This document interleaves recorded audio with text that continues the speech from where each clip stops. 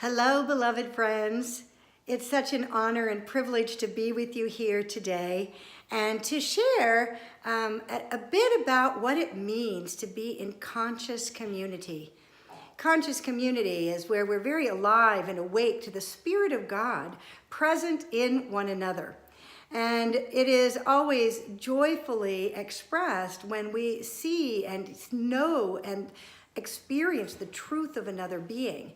And when in community that we consciously engage who we're being, how we're showing up in the world, how are we creating our environment.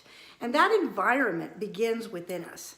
Are we truly alive and awakened to our own Christ Spirit, to the consciousness of the infinite flow of creative energy that is always moving through us? Are we willing to be in agreement with that flow and engage others in being willing to hear and experience all different perceptions and perspectives? So many times when we're established in our own way of viewing the world, we have done a great job of moving through ourselves and working on ourselves, especially those of us on the light worker path who have been doing the inner work, have meditated, have prayed, have continued to lift up the light of consciousness for one and all. And yet, to learn to engage conscious community, where we show up for ourselves, but also we engage and are willing to experience the power and presence of another and what their perspective brings to us that we may not have ever been able to see or consider without them showing up in our world and reflecting back another way of viewing.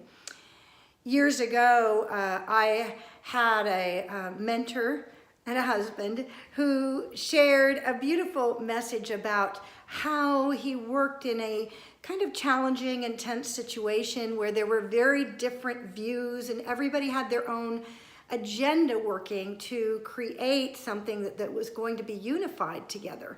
And yet there were a lot of energies from the past that were coming in, and there were energies from worries about losing what was really relevant and important. And each one had to come and bring their understanding and their ability to perceive and hold a higher consciousness for one and all, and to know that what comes out of that is something that is higher and more reflective of a greater perspective than we could have gotten to alone.